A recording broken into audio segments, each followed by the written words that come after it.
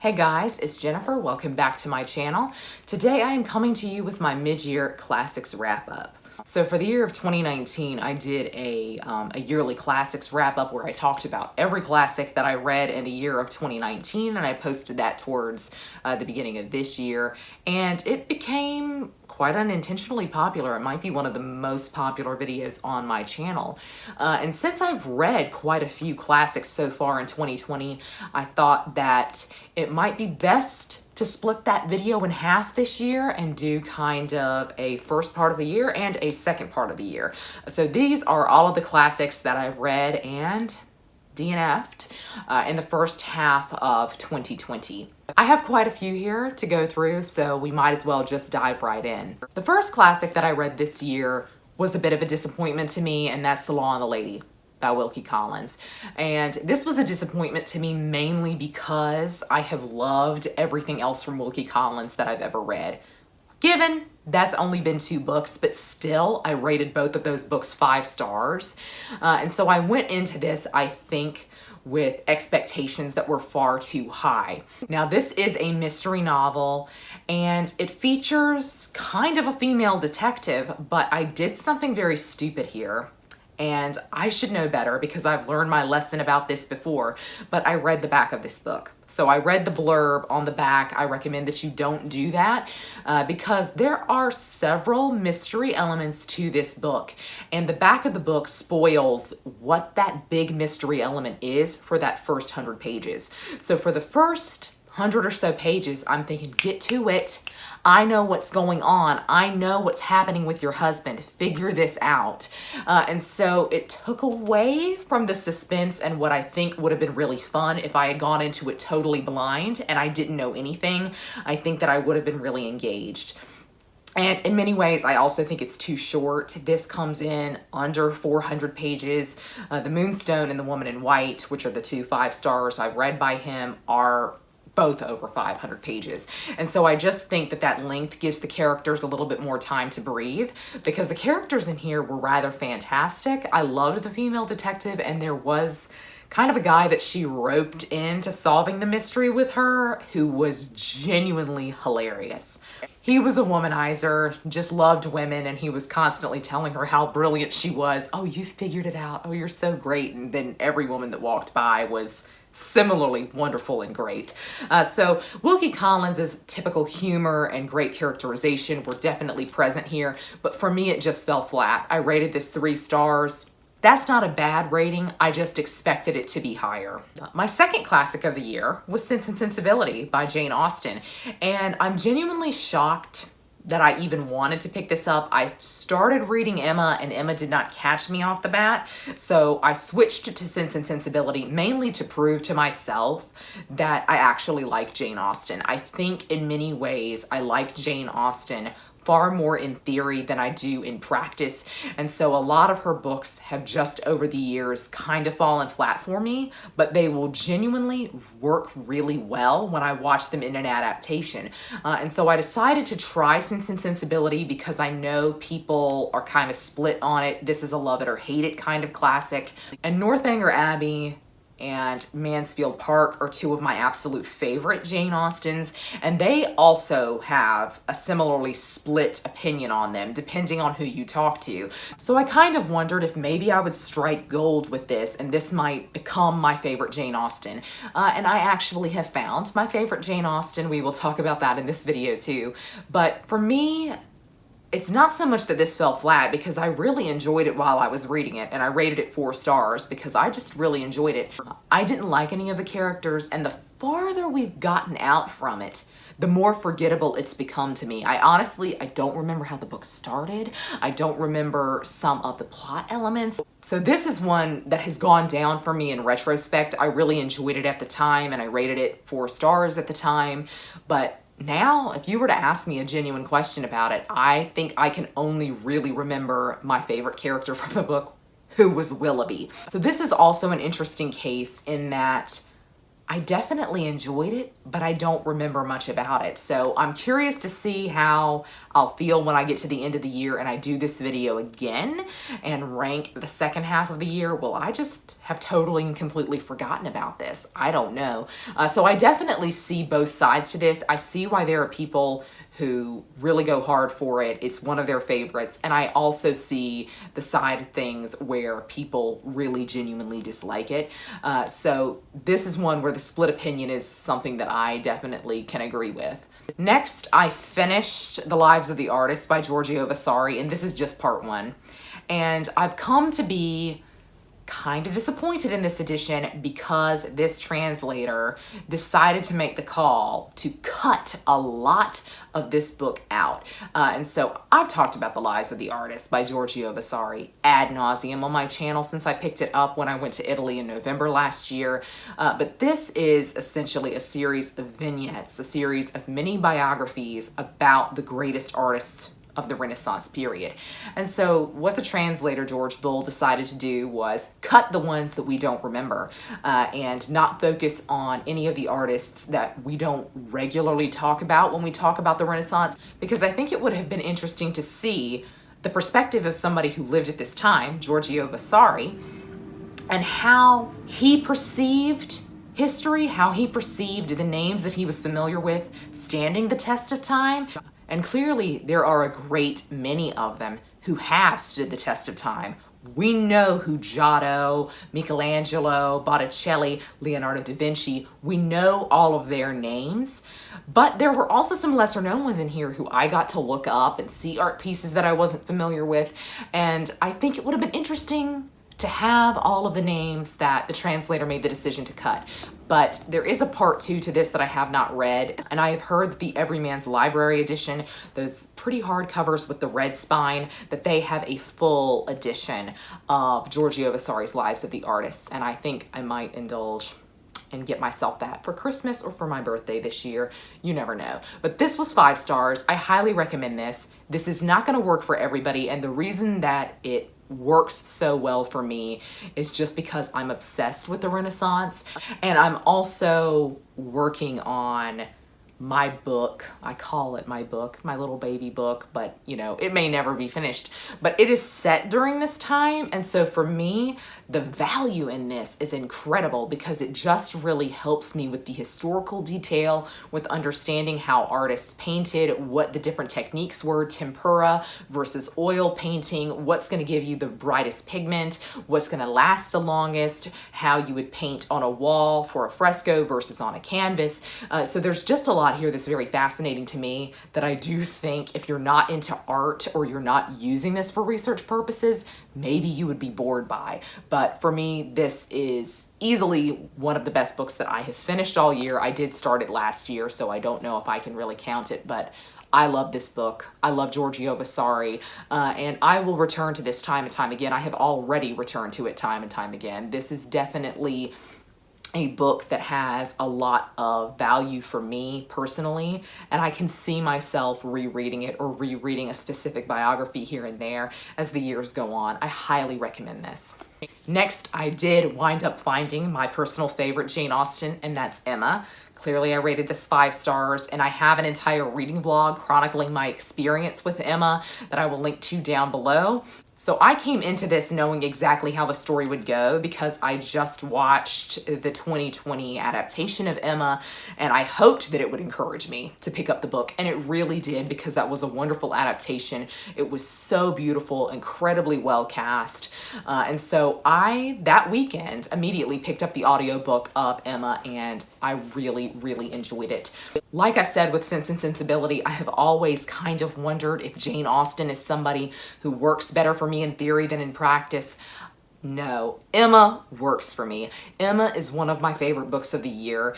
And even if this winds up being really the only Jane Austen that does work for me on every single level, I'm going to be pretty pleased with that. I think Emma works for me in a way that the other books do not because of who Emma is as a person. but a snarky, nasty kind of girl in a classic always works for me. And the love story in this really charmed me as well because I felt like they were on equal footing throughout it. And I loved Knightley dressing her down about everything. And I loved her too standing up to Knightley. And I think in many ways theirs is a pairing of equals. And it's just a really interesting relationship because this came across as them understanding each other as friends and understanding each other on a different level rather than just immediately entering into a relationship. And for me, that was very refreshing. I just really enjoyed Emma. I think, honestly, that this will remain my favorite Jane Austen, and I'm happy if that's the case. Next is a DNF that I fully intend to return to, and that's Return of the Native by Thomas Hardy. So I started reading this right when all this stuff about the coronavirus started happening. I mean, literally, I was reading this in the lunchroom when we kind of got the news that we were gonna have to start working from home. And I just remember I was trying to read it, and everybody in the lunchroom was just talking about the coronavirus and talking about how worried they are, and kids are coming home from school, and what am I gonna do, and how am I gonna be able to work from home? And I just think that all of that stress and uncertainty really got tied into my reading experience of this book. And so I decided to put it down just to help the book out, really. And then I can come back to it when I have a better mindset. But since technically the situation is still ongoing, I have never felt ready to dive back into it. And that's a shame because this is a really beautifully written novel. I had got 60 pages in, apparently, which is not very far. So I didn't even get to the main action of the story, but there was so much here that I could tell I was really going to love. I don't even know what the main story of Return of the Native is, and I'm not gonna read the back of the book because I've learned my lesson. But this started out with a wedding that went awry, if I'm remembering correctly, because they needed to go get their paperwork signed in a different place than where they were at, and so were they really married? But the elements of this that I was really getting into and that I was really loving is that I think Thomas Hardy and we see eye to eye, and I knew when he named his fictional county Wessex that he and I were gonna vibe with each other. But there was a lot of discussion of the Anglo-Saxon period in here and certain festivals that were practiced during that period, during the Viking Age, still being practiced in certain areas of England. And I just said, I'm gonna really love this. If he continues on with this, I'm gonna love it. I think there were mentions of Barrow Hills, and a Barrow Hill is where you would have buried typically a Viking lord. They're a big hill. You can see a lot of them in England, as a matter of fact, specifically in the south of England. And you'd be buried with, you know, your sword, with your hoard that you need to carry to Valhalla with you. But Barrow Hills were also used by the Anglo-Saxons during this period, and especially earlier on before they converted to Christianity. So Thomas Hardy and I believe, are on the same wavelength. And so I just love these little details and these little descriptions, as well as just the discussion of nature. I think that Thomas Hardy is a fantastic nature writer. I know some people don't like that, and typically I don't. In modern novels, I don't like when books get lost in the description or telling you the landscape or telling you what the house looks like. It's like, I have an imagination. I can see it. But if Thomas Hardy wants to hold my hand and tell me how the grass grows, I'm very, very happy about that. So I'm looking forward to getting back into this. This was just a situational thing, and I fully intend to get back to this before the end of the year. And as you can see, I was tabbing it. A lot of beautiful quotes in that first 60 pages. So I'm really excited about this. I do feel like this will really work for me.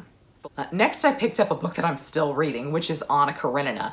I decided to listen to this on audiobook and read this book alongside listening, and that has just been such a wonderful experience. It has been like listening to a storyteller, and it has also helped me because I went into Anna Karenina kind of apprehensive, knowing that I was going to struggle with the names, because if you've never read a Russian classic before, or you've never maybe watched an adaptation of one, which I have, of Anna Karenina, so I felt like I would be a little bit more comfortable here than with another Russian classic. But there are so many different names attributed to one person. You have their full name, you have their nickname, you have their last name, you maybe have their title on occasion, and so one character can variously be referred to by maybe 4 or 5 different names. And I thought the audiobook and then reading the book alongside it would help me remember that. And it really, really has. I am listening to the audiobook that has been narrated by Maggie Gyllenhaal. So this is an Audible exclusive, and I highly recommend it because I just love her narration style. She doesn't do any funky voices for the characters to distinguish them. So maybe if you were just listening to it, which I did earlier this week when I was working, and I did find it a little bit hard to distinguish who was talking when. So she doesn't really do much intonation with her voice, which is something I appreciate because I think that's why I have never really gotten on with a fiction audiobook before, because it's just so over the top and dramatic. But she doesn't do that, and so that makes this a really wonderful experience to read while listening to her speak. I am over halfway through. I'm in part 5 now, so I expect to finish this fairly soon. I have just really, really enjoyed this, and I have enjoyed taking my time with it as well. I think I'm going to probably rate this quite highly when I get to the end of it, but I don't know that it's going to be 5 stars. So far, it's been really enjoyable. I've loved the characters. When I'm reading it, I don't want to put the book down, but nothing has really edged the book over into 5-star territory for me.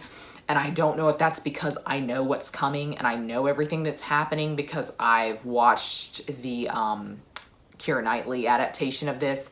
But you never know. When I get to the end of this book, I might rate it 5 stars just because I've had such a wonderful experience reading it. Apparently, I forgot to bring down my next DNF, and that's Vanity Fair by William Makepeace Thackeray. And I am just disappointed in this all around. I made it halfway through this one before I decided to call it quits, and I do intend to return to it because I wonder if I was just in the wrong mindset for it at the time. But I thought this book was going to really agree with me because it has an unlikable female protagonist. It is set during the Napoleonic Wars. It's a brick, which I really love when I'm reading a Victorian novel. I love a long book. And the writing style was really personable and funny. But sadly, the book really did leave me feeling kind of hollow. I didn't feel like I cared anything about the characters, about the plot. And Kate Howe mentioned when she finished this book that Gone with the Wind is a retelling of it, and that she would prefer Gone with the Wind any day over Vanity Fair. And that's exactly how I'm left. And once you know that Gone with the Wind is a retelling of Vanity Fair, you can't unsee it. You know exactly who each and every character is in the Gone with the Wind narrative. And yet, the Gone with the Wind characters are far more vibrant, well-rounded. Some of that, of course, is due to the wonderful film adaptation of Gone with the Wind. And so you just see those actors portraying those characters maybe in your head when you're thinking about Gone with the Wind. So you just feel like they're fully fleshed out. And there are a lot of characters in Vanity Fair that felt to me as though they were being moved around, that they were set pieces. I did love William Dobbs, I think is his name. He was really the only decent person in the narrative, and I felt very sorry for him. He might be kind of the Ashley character from Gone with the Wind, which is interesting because I don't like Ashley.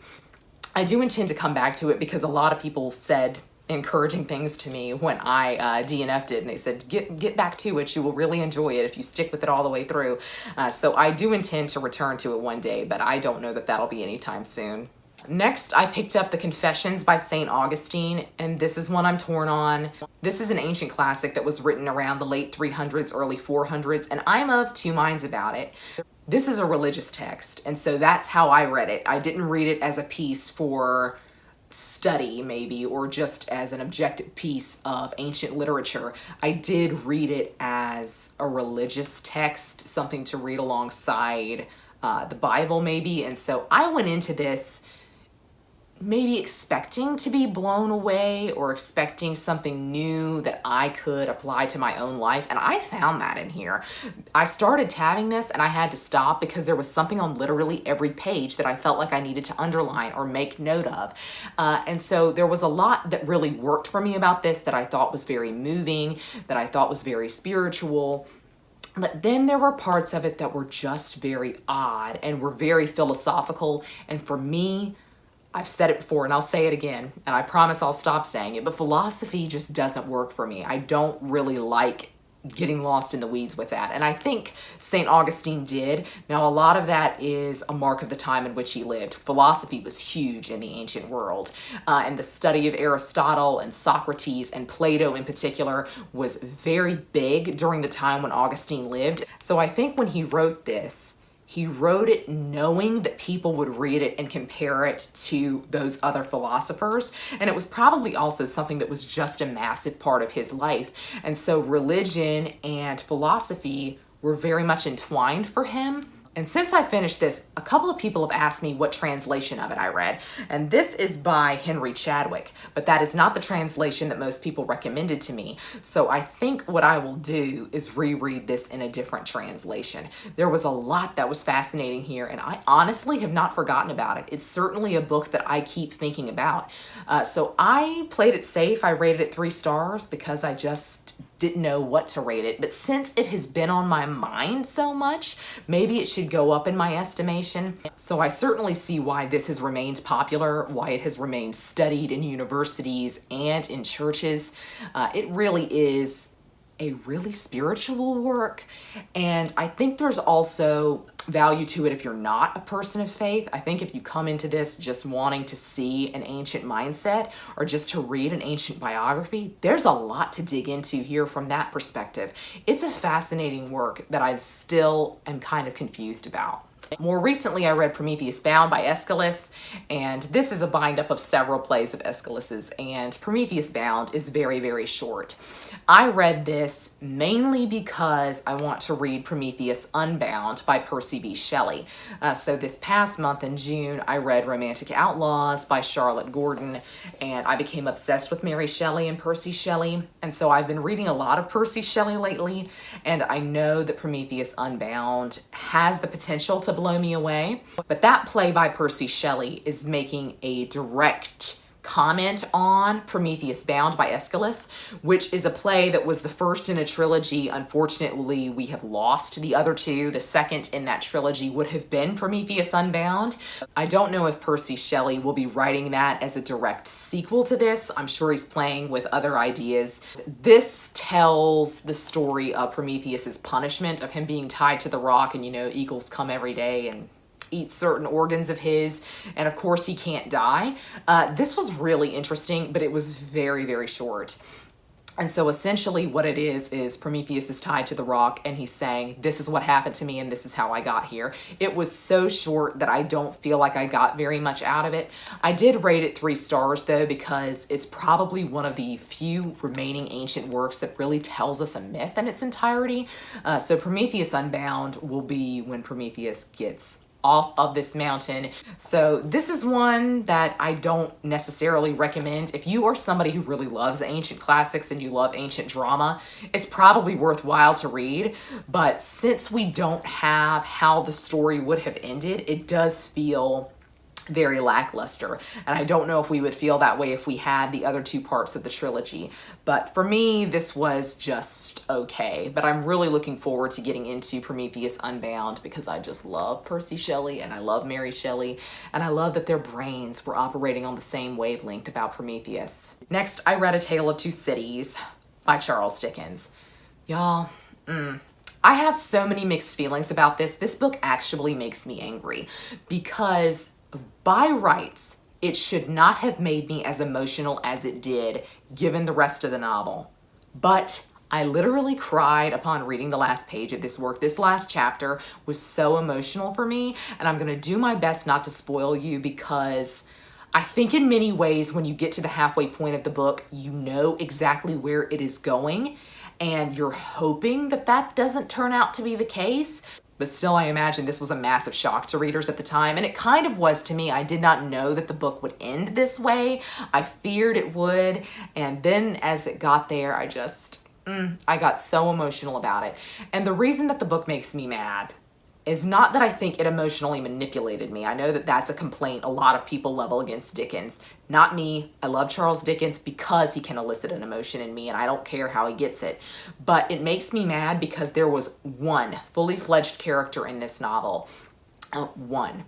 a single one. Every other character in this book felt like a set piece, particularly the main female character, Lucy. Who was she? I still don't know. Now, there were a couple of side characters that I really, really enjoyed, and I also felt were fully fledged characters, but I didn't know whether or not we were supposed to really be rooting for them or caring as much about them as this main plot line. So this one well-rounded character carried this book on his back, and the ending, how the book ended for his character, it was supremely one of the most moving passages I have ever read in literature, and I hope I can say it to you without crying. This book truly moved me, and I am mad about it because I genuinely did not feel like the characters deserved to elicit an emotion from me, except for this one character. So I am of two minds about A Tale of Two Cities. This has always been on a 5-star prediction for me. It's been on a yearly TBR for perhaps the past 3 years, and I just keep putting it off because I know that my expectations are too high for it.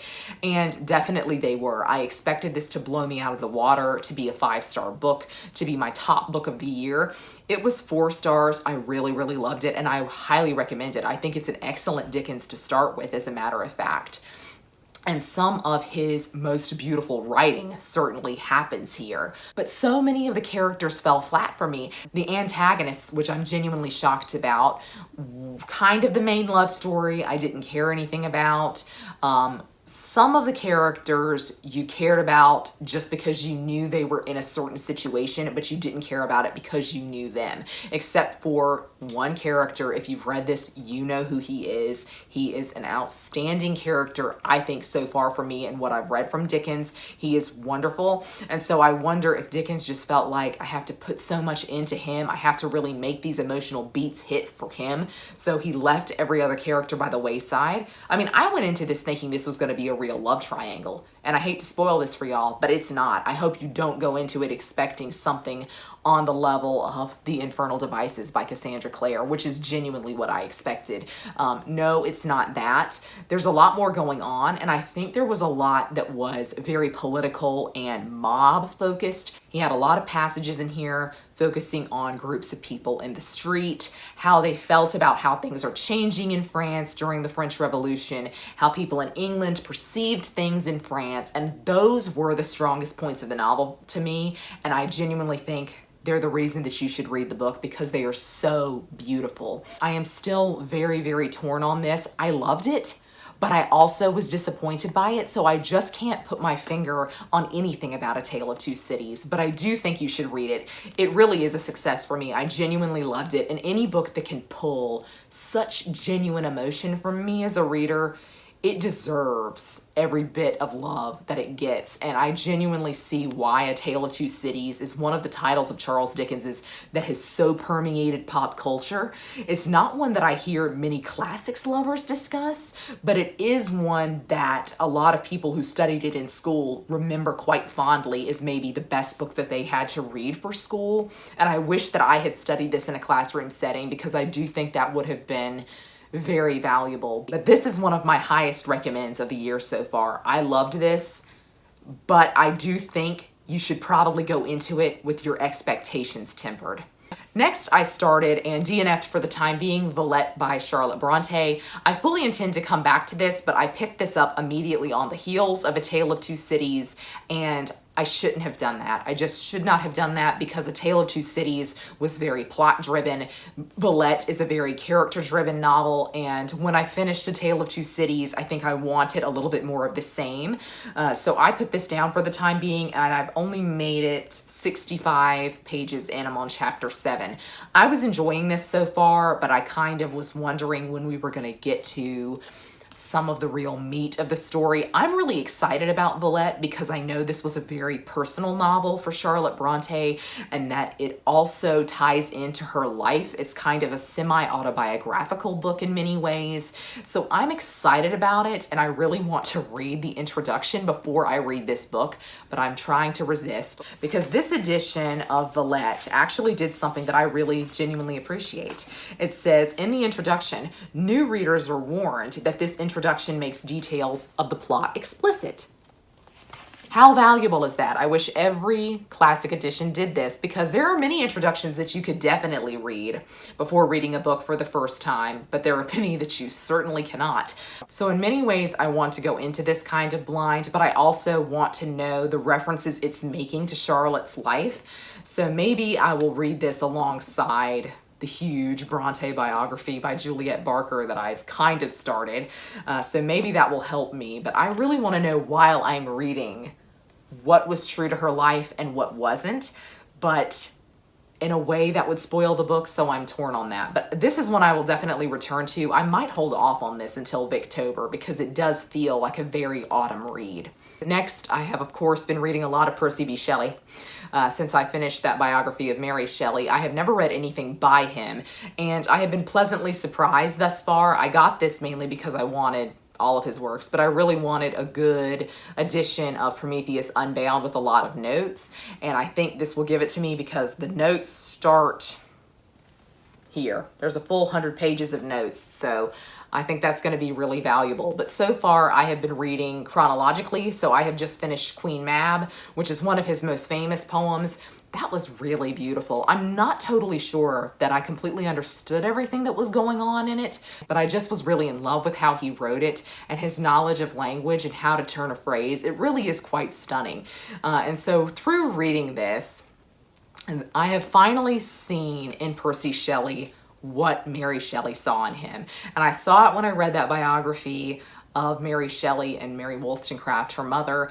I could finally see why the great Mary Shelley turned her eyes on Percy Shelley, because he is a genius in his own right. I've always had kind of a poor opinion of him. It's like I've always thought that he treated her rather poorly. And in some cases he did, but in some cases so did she. But I have never really given his writing the time of day just because I had such a poor opinion of him personally. And now I know I was wrong, and I'm so glad because I have found, I think, a new favorite poet. And Percy Shelley loved Dante, so maybe that's why we just get on. I'm looking forward to continuing this throughout the summer and throughout the year. I don't expect to finish this in full, but it's been nice to pick up a short poem here and there to complement reading Queen Mab. My favorite short poem of his so far, I will tell you, is Zainab and Kathima. If I'm saying that correctly, I will link to it down below, but so far that's been my favorite poem, and I have not read any of his dramas yet. I know he has one set in medieval Italy, and I know I'm gonna love that. But I've been very pleasantly surprised by Percy Shelley so far, and I'm really looking forward to continuing on with him. Last but not least is my current read, which is Mary Barton by Elizabeth Gaskell, and I tell you what, I might like this more than North and South. I know that's saying something, and that actually makes me want to reread North and South just to get a really good comparison. But I also made the stupid mistake here. I read the back of this book. If you have this edition, do not, under any circumstances, read the blurb on the back of the book. The back of this book leads you to believe a certain event is going to take place and really kickstart the plot. Where I'm at halfway through, that event has just happened. So Mary Barton is Elizabeth Gaskell's first novel. And I decided to pick this up in lieu of Wives and Daughters because I know Wives and Daughters is her last novel, and a lot of people seem to think that it's her best. So I wanted to give her other books a chance before I dived into Wives and Daughters, and I'm so glad I did. I am really, really loving this. Elizabeth Gaskell is just such a wonderful storyteller, and storyteller is an apt word for her because this book is written in such a way that on occasion she will say, if you're not from Lancashire, you probably don't know what this means. Or in Manchester, we would call this.